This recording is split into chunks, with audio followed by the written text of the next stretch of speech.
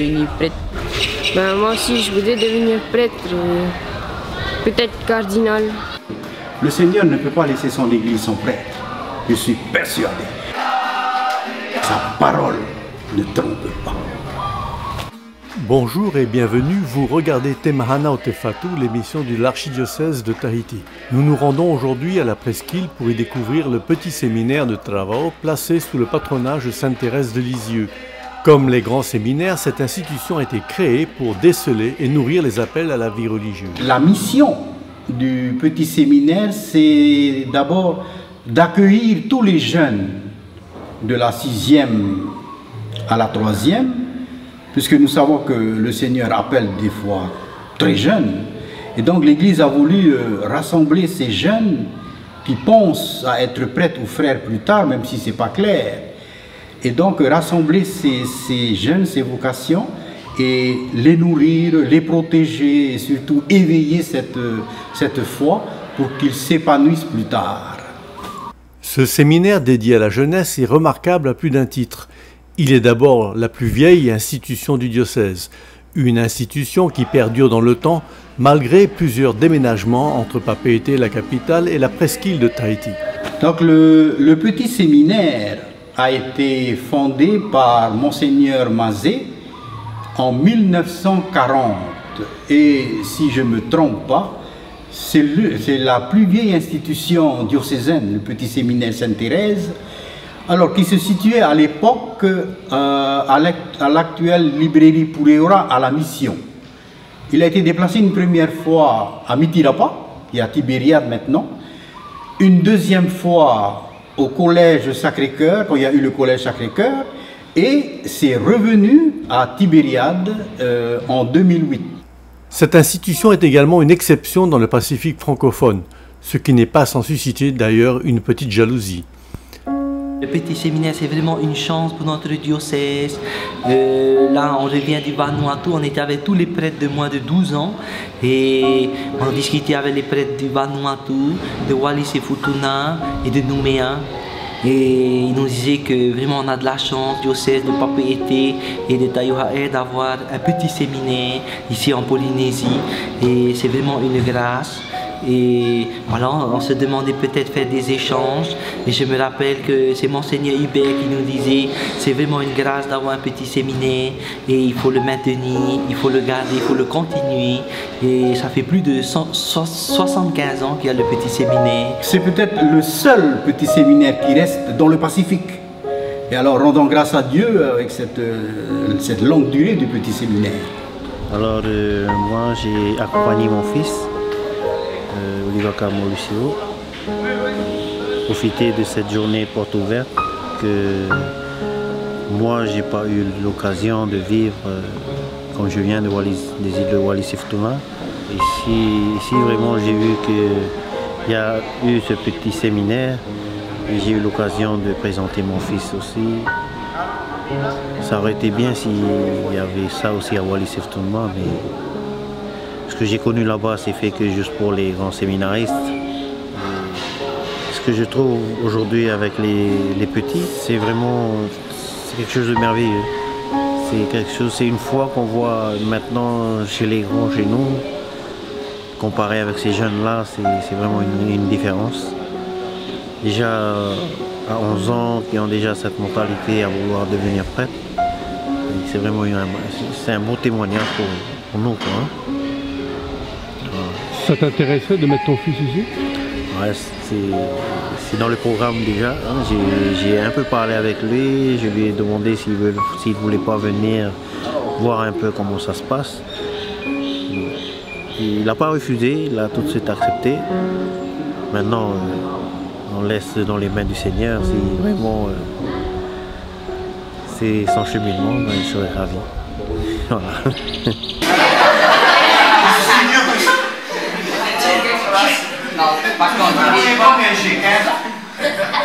Alors je suis à la maternelle de Saint-Hilaire. Je suis marié, j'ai 6 enfants et 12 petits-enfants. Et j'ai pris pour qu'il y ait 1 ou 2 qui viennent au séminaire et ça ne marche pas encore. Mais ça va marcher. quand je serai au ciel, ça va être plus puissant. C'est sûr. Alors, donc je suis diacre dans l'église. C'est pas une mission facile parce qu'on est pris à plein temps. On est pris à plein temps parce qu'il faut s'occuper de tout en fait. De la gérance du bâtiment, des jeunes qui sont là, leur nourriture, la scolarité, le lien avec le collège, les professeurs, les parents, en fait tout, il faut s'occuper de tout. Les difficultés, c'est qu'il faut leur donner à manger tous les jours. Et bon, le diocèse a des problèmes de finances. Et donc, nous marchons beaucoup avec des généreux donateurs, que je les remercie à l'occasion. J'ai même des donateurs permanents qui aident à maintenir le petit séminaire. Et c'est grâce à eux que le petit séminaire existe. En entendant parler son directeur, on mesure les difficultés surmontées avec l'aide de la Providence depuis 75 ans pour faire vivre cette institution au service des vocations. Ici, on marche dans la foi, peut-être des fois sans comprendre, mais on croit à la Providence. Tu vois, par exemple, des fois quand on est vraiment serré au niveau finance, la nourriture arrive, des gens viennent. Et puis, quand il y a un petit problème, on met ce problème dans les mains du Seigneur. Et bien, quelqu'un arrive et puis c'est payé. Et c'est presque tout le temps comme ça. Alors, moi, si je ne croyais pas, j'aurais déjà laissé. La mission, l'expérience avec Dieu, c'est une expérience de foi. Parce que quand on regarde la vie de l'Église, Dieu a toujours été là. Et moi, je me base surtout sur cette parole, quand Saint-Pierre et les apôtres étaient sur le bateau, il y a eu une grosse tempête, mais en fait, Jésus était là, et puis, ils arrivèrent sur l'autre rive. Le bateau, il faisait ça. Les vagues, il y avait un tsunami. Et Jésus marche sur le tsunami. Mais alors, dans le bateau, tout le monde criait. On va couler, Seigneur, au secours, sauve-nous. Jésus dit à la mer, allez, le vent, stop, l'éclair, dégage. C'est pas ça? Mais si, c'est ça. Et alors, ceux qui étaient dans le bateau tout d'un coup. Et Saint-Jean dit, un grand calme. C'est formidable ce Jésus. Mais, le jour où il a porté la croix, alors là, tous ceux qui le suivaient là, commençaient à parler d'ici. Il ne faut pas mentir. Il faut rester à côté de Jésus. Ça, c'est important. Quand il est arrivé à la croix, il n'y avait pas beaucoup de ses amis à côté. Qui était au pied de la croix? Jean, Marie et quelques femmes. Un homme et plein de femmes. Nous, les hommes, c'est pas terrible, hein? Ben oui, hein? C'est mieux les femmes. Hein?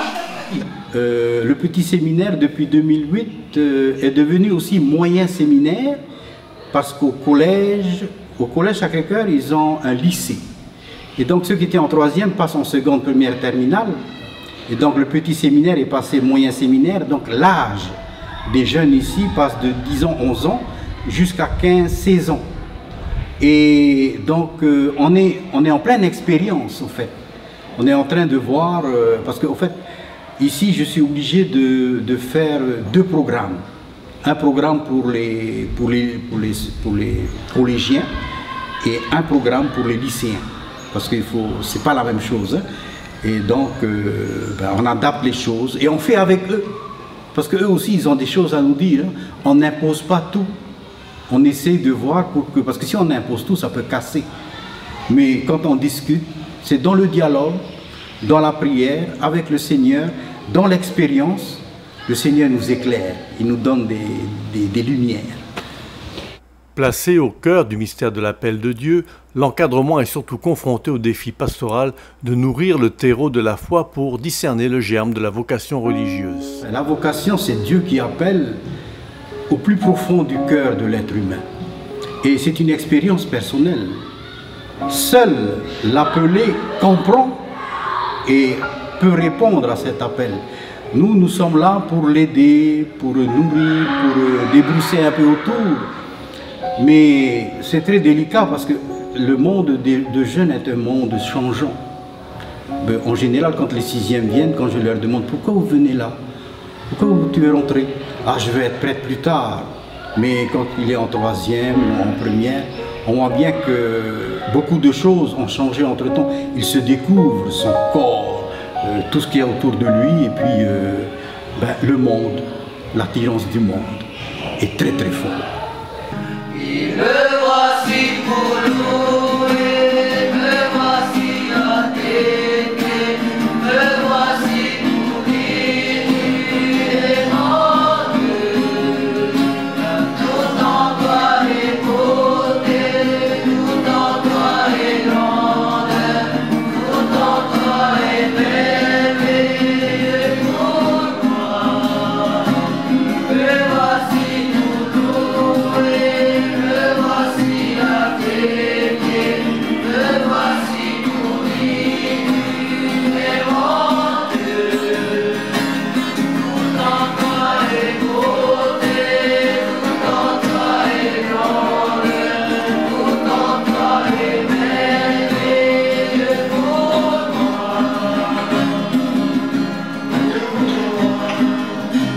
Ici, c'est bien, parce qu'on apprend la vie communautaire, c'est différent de chez nous, ça change un peu.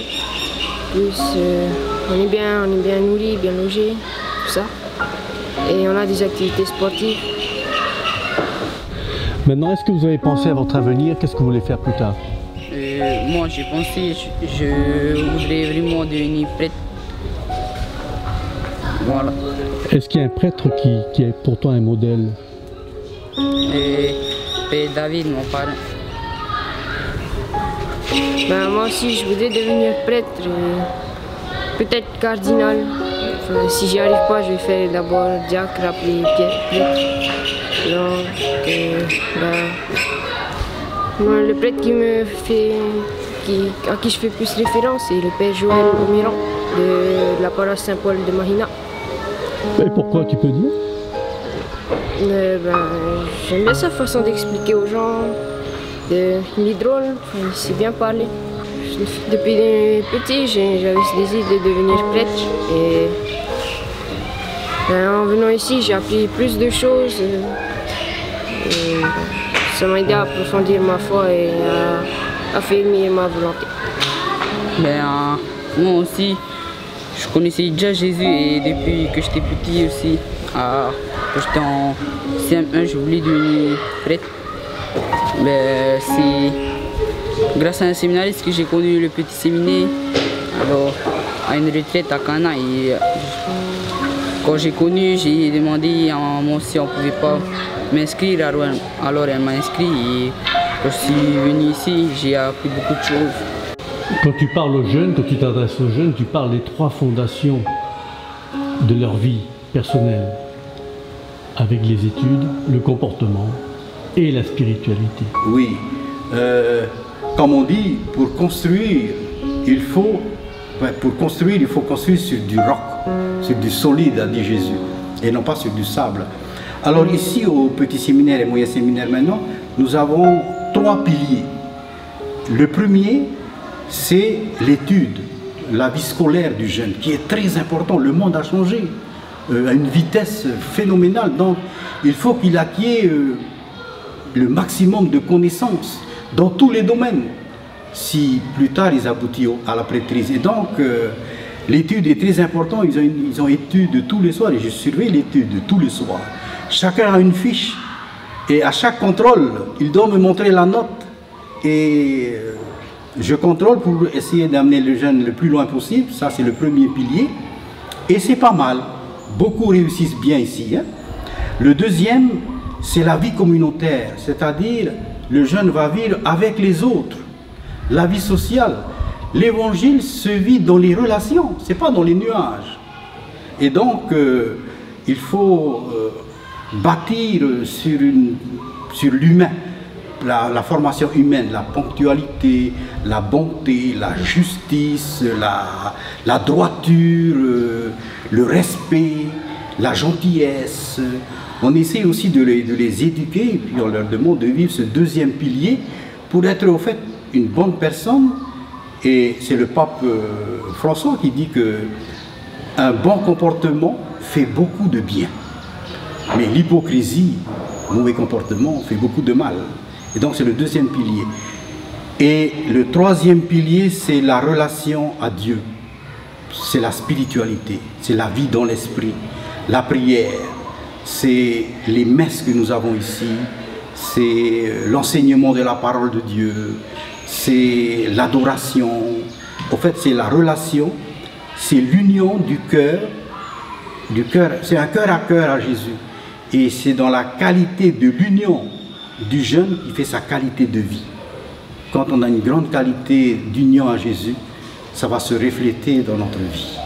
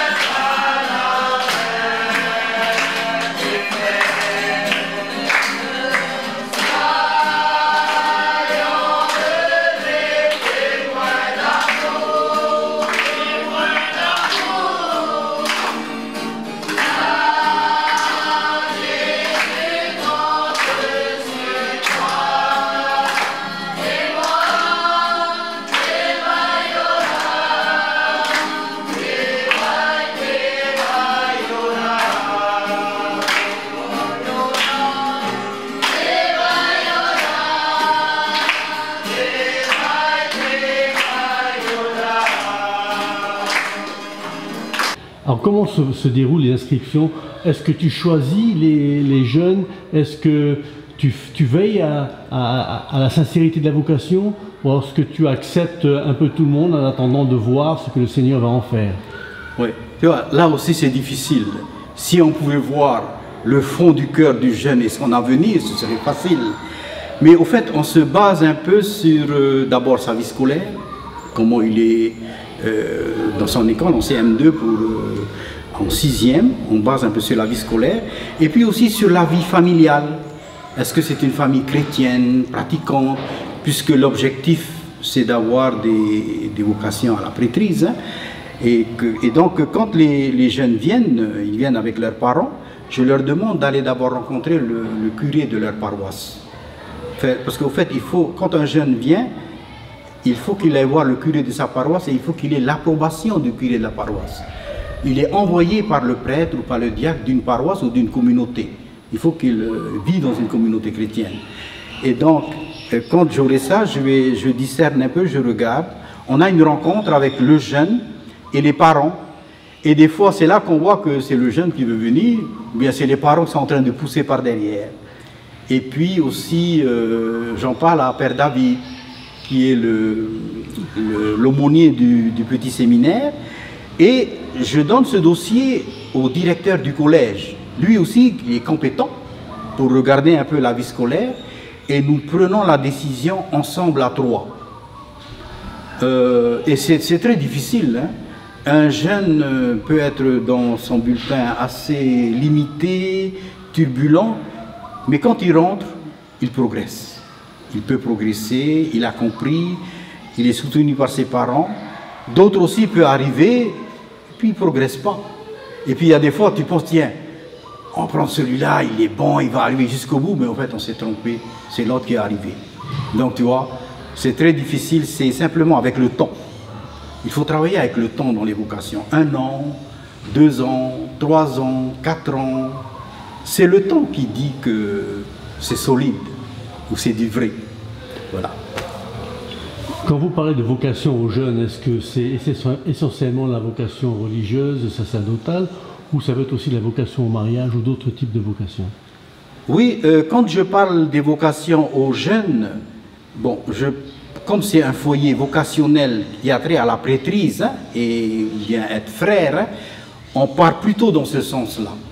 Et c'est vrai que je parle pas beaucoup de la vocation du mariage. Alors c'est une belle vocation, je suis marié moi-même, hein. Mais bon, ma mission c'est d'éveiller pour fournir à l'Église des prêtres, des frères. Et donc je vais plutôt dans ce sens-là. On peut parler des fruits alors de cette... Ah oui, alors le petit séminaire a donné beaucoup de prêtres à l'Église, hein, dans le temps passé. Hein.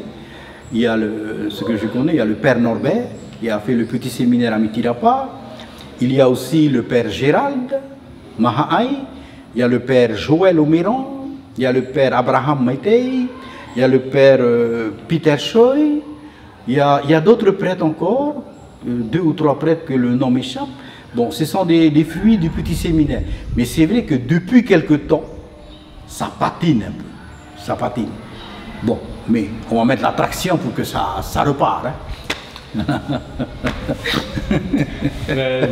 Alors, j'invite tous les responsables de paroisse, les prêtres, les diacres, les catéchistes, les servants, les directeurs de collège, d'école, directrices, de voir un peu autour de cette jeunesse, ce vivier immense qu'on a, hein, et de voir, de discerner, de ne pas avoir peur de jeter le filet, de les inviter peut-être à leur dire « tu n'as pas pensé à être prêtre ou à être frère ou à être sœur et tout » parce que le Seigneur appelle.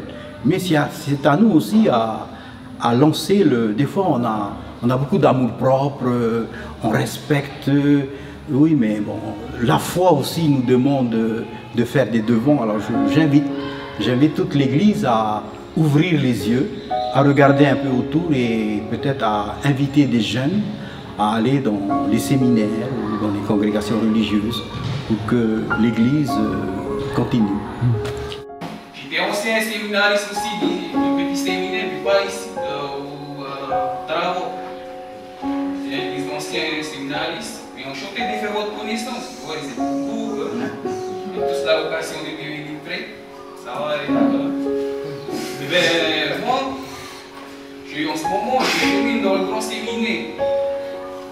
Il y a du chemin à faire, 7 ans à faire, mais je suis content de là où je vais, je suis content de faire ce que je veux.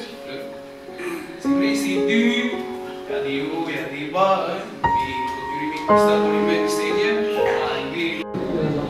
Tu as passé quelques années dans ce séminaire? Oui, effectivement, nous étions les premiers séminaristes à entrer dans ce foyer qui se situe à Toronto, à Tibériade. Le foyer séminaire m'a apporté beaucoup de choses, côté vie spirituelle, vie communautaire. Ça m'a appris à développer ma relation avec Jésus. En partant d'ici, j'ai poursuivi mes études, mais sans lâcher le Seigneur quand même.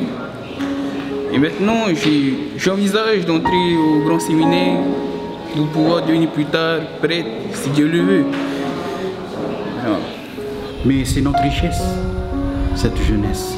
Et si nous ne nous occupons pas de la jeunesse, c'est très mauvais pour le pays, pas seulement pour l'Église. Il faut s'occuper de sa jeunesse. Et quand j'ai vu tous ces jeunes, parce qu'il y a des centaines de jeunes qui sont passés par ici, quand je les rencontre plus tard, qui sont de bons pères de famille, qui ont un bon métier, qui servent l'Église, qui font telle chose, eh bien c'est ma plus grande joie.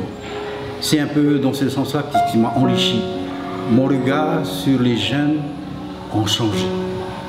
Il est plutôt tolérant. Au fait, je vais presque dire que j'aime la jeunesse. Voilà.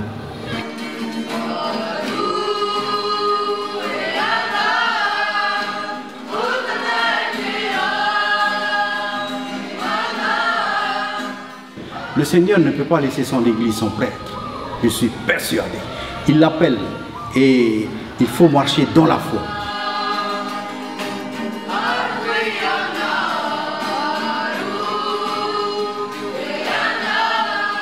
C'est la foi, pas la foi sentimentale, je ne sens pas le Seigneur, je ne le vois pas, mais c'est une conviction profonde qu'il est là, qu'il marche avec nous parce que sa parole ne trompe pas.